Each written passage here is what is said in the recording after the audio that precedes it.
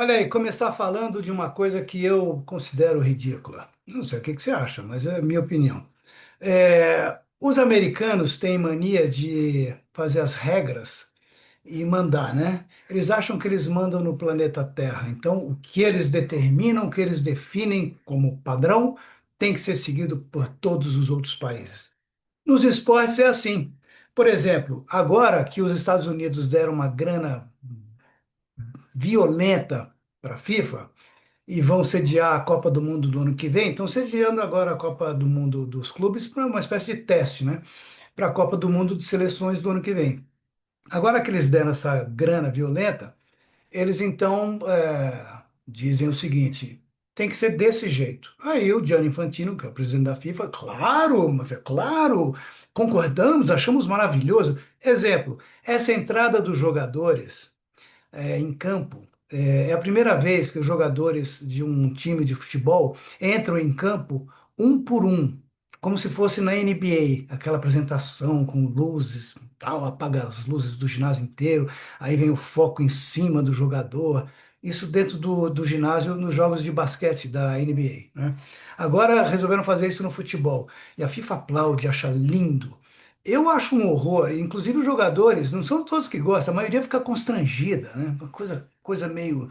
E o esporte é um esporte coletivo, quer dizer, eu acho que tem que ser manter, tem que se manter, entra todo mundo junto, é um time de futebol, palhaçada, negócio de um por um. Bom, daqui a pouco, como a Conmebol adora copiar as coisas da UEFA e da FIFA, daqui a pouco você vai ver isso acontecendo aqui na América do Sul, nos Jogos da Libertadores, por exemplo, da Sul-Americana.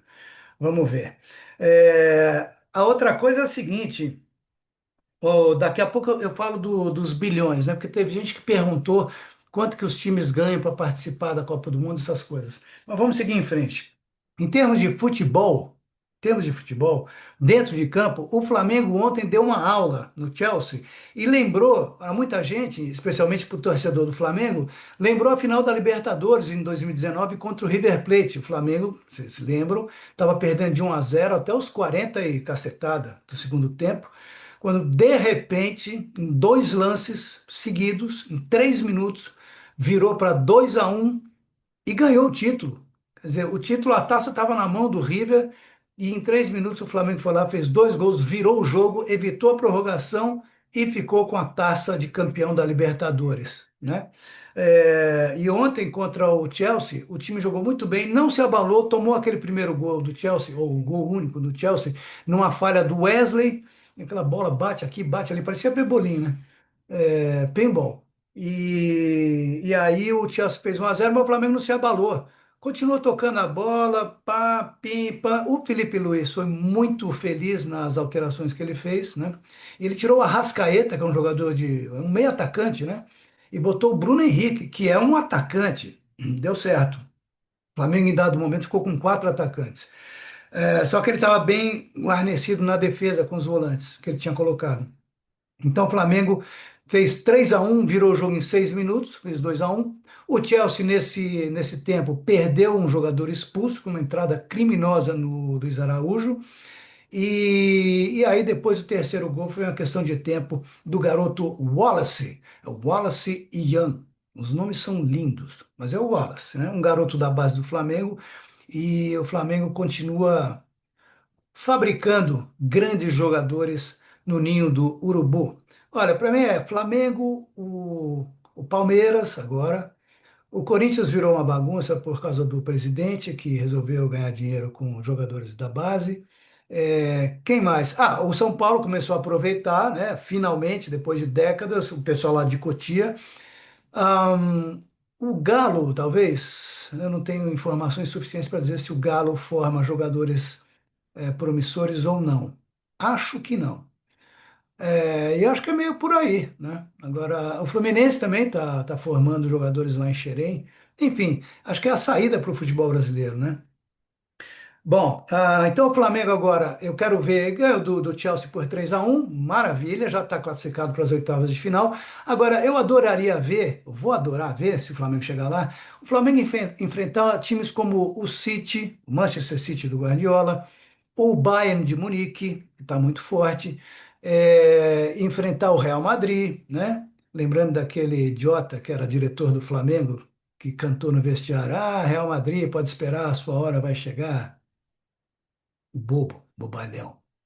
É, então, o Flamengo, para pegar esses times, aí eu acho que a gente vai ter a certeza de como está o nível do futebol, se não brasileiro, pelo menos de um dos melhores times do Brasil atualmente, né? Eu acho que é Flamengo e Palmeiras são os melhores.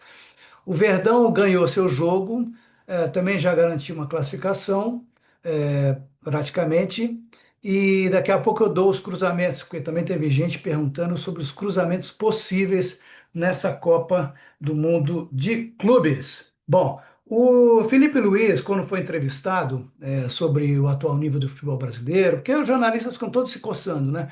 Não, agora sim, tal, porque, afinal de contas, nós estamos mostrando aos europeus que nós não somos vira-latas, que nós podemos enfrentá-los de igual para igual, essas bobagens. Bom, e aí o Felipe Luiz teve uma sacada que eu acho que é bem interessante.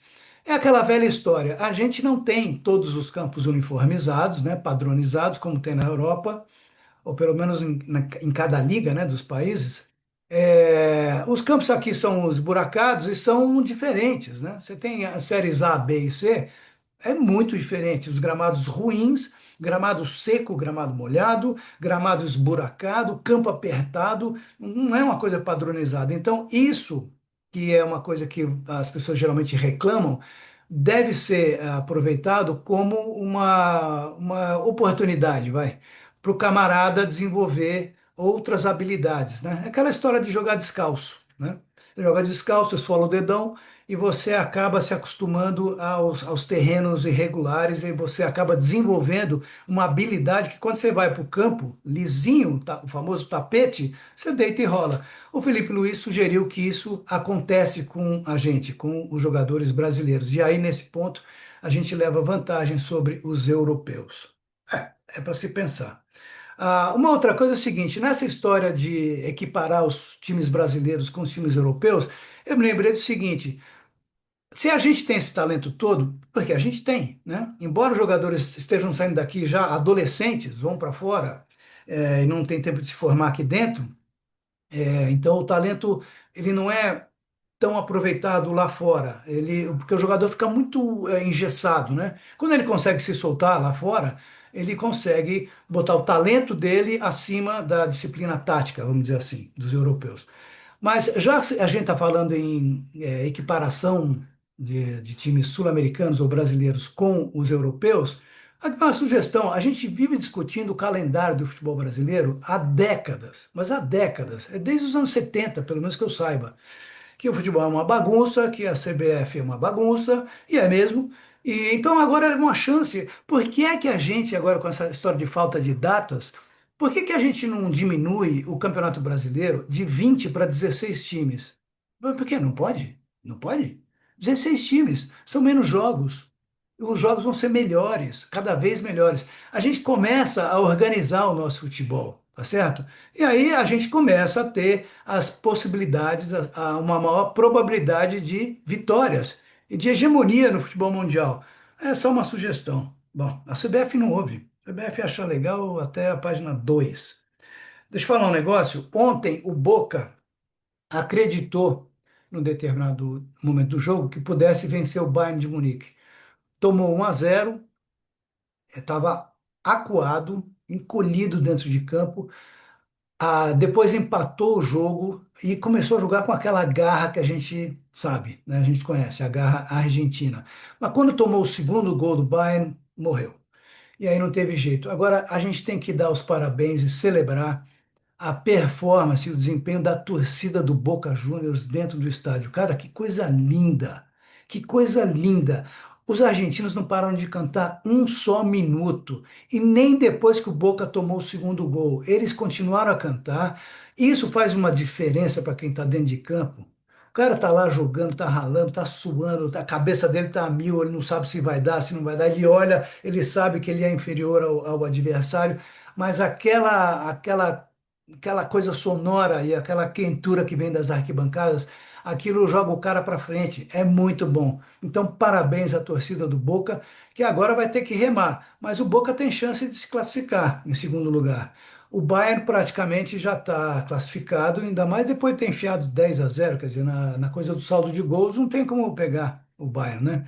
E o Boca vai pegar esse time aí, o time amador da Nova Zelândia.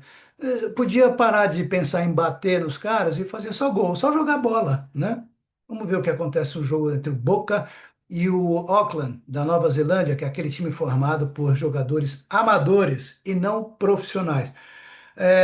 Bom, Flamengo já falei, o Palmeiras também, o Botafogo ganhou. Fluminense jogou neste sábado, quer dizer, enquanto a gente está falando aqui, o Flu já deve ter jogado, mas a gente não tem o resultado ainda. Amanhã a gente fala do Flu. A grana da Copa, para quem perguntou, olha, 86 milhões de reais pela participação. Então, você participou, já ganhou 86 milhões. 11 milhões de reais por vitória e 5 milhões por empate. E depois a gente fizer a conta, a gente vai ver o quanto que um time pode faturar chegando até a semifinal, por exemplo, né? Ou a final. Os cruzamentos, ó, para quem pediu. O primeiro do grupo A, que é a chave do Palmeiras, vai enfrentar o segundo do grupo B, que é a chave do Botafogo. Então a gente pode ter sim um Palmeiras e Botafogo nas oitavas de final. Depois, o outro cruzamento, o primeiro do grupo C, que é o grupo do Bayern e do Boca Juniors, contra o segundo do grupo D, que é o grupo do Flamengo e do Chelsea. Pode dar, se o Boca se classificar, um Boca e Flamengo, ou um Bayern e Flamengo. Esse jogo eu queria ver. O primeiro do grupo E contra o segundo do grupo F, ou seja, é o grupo do River Plate, da Internazionale de Milano, contra o Fluminense ou o Borussia Dortmund. Também bons jogos, hein? E um outro cruzamento inicial seria o primeiro do G contra o segundo do H, ou seja, é o grupo do Manchester City e da Juve, né, de Turim, da Itália, contra o grupo que tem o Real Madrid e o Al Hilal. Quer dizer, a partir das oitavas de final, a coisa vai ficar bastante emocionante. Esses aqui são os quatro primeiros. Tem mais quatro que é só você trocar o primeiro contra o segundo e o segundo contra o primeiro. Tá bom? E amanhã a gente volta. Abraço. E antes de encerrar, eu lembro a vocês, dê o seu like, faça a sua inscrição no canal e acione o sininho para receber os vídeos e as notificações. Abraço, ótimo domingo. Tchau.